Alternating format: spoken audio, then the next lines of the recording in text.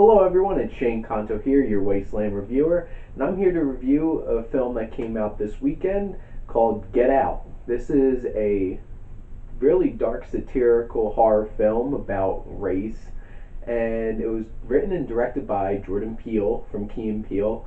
I'm a huge fan of their sketch comedy, and I was actually really looking forward to this film once I saw the trailer drop and heard that Jordan Peele was going to be making his directorial debut. And I have to say, I absolutely love this film. As of right now, this is my favorite movie of 2017 so far, and there's been a few films that have come out so far this year that I really enjoyed.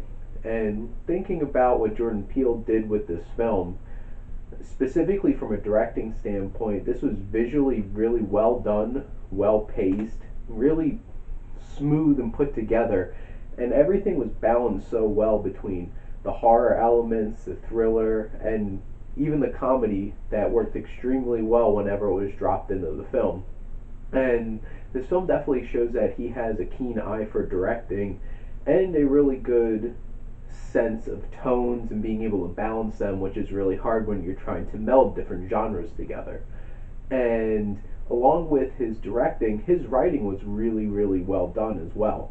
And if you think about this screenplay, it balances some legit scares, interesting characters with a lot of depth, and putting that all with a lot of social commentary on not so obvious racism. So there aren't people going around throwing around the N word and hating black people.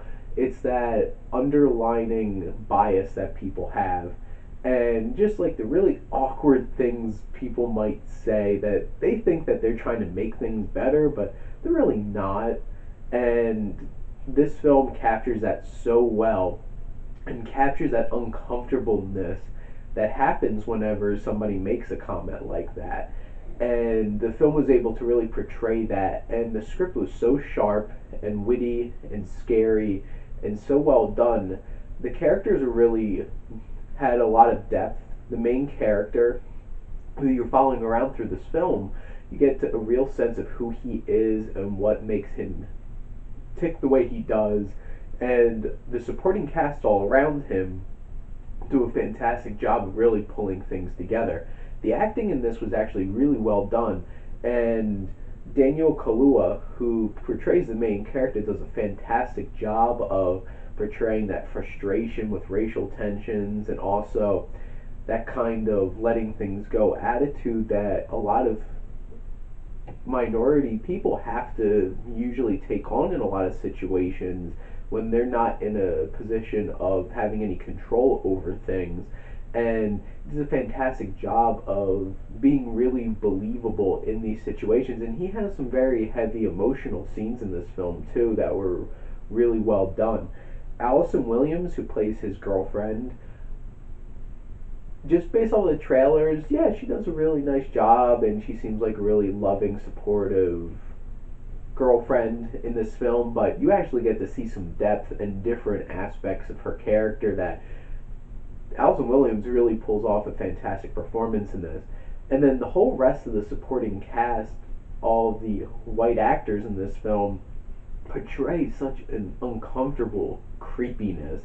And that really is true with Catherine Keener and Bradley Whitford, who play the parents in this, and they do such a fantastic job of hitting those points where it's like you're trying to connect, but you're really being uncomfortable, but also a real sense of creepiness and discomfort that they bring into this film. Stephen Root, who's one of my favorite character actors, pops up in this film for a small role, and I really appreciate him. The real scene stealer in this film is Little Rel Howery, who plays main character's best friend, and basically us as an audience looking in this absurd situation and really telling everyone else what really is going on here. And he's the comic relief in this film, and everything is so on point with his comedy. It's fantastic. This film really takes you to some places and some unexpected, terrifying things happen in this film, and even from a story standpoint, really keeps you going and pulls the rug out from under you and keeps you on your toes this whole entire film.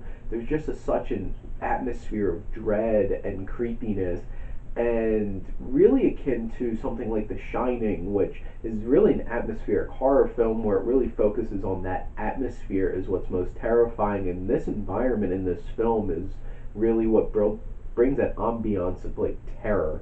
And what really helps is the music by Michael Abels, who this soundtrack really reminded me of something like The Shining, which it goes for discomfort and unsettling, just music that every time it comes on screen you feel that, oh, something's not right here, and it's the right kind of uncomfortable unsettledness, and it really really works in this film. And along with the direction, Toby Oliver, who's the cinematographer for this, put some amazing shots together and works really well with Jordan Peele to bring a very satisfying visual experience to this film that works really well.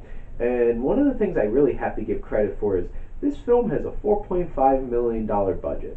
To a normal person, $4.5 million is a lot of money, but for a studio putting out a film, that's chump change in this day and age. When you have something like The Great Wall that came out last week, which was like $150 million budget, can barely make a strong weekend its first weekend, and this is on track for a very satisfying weekend.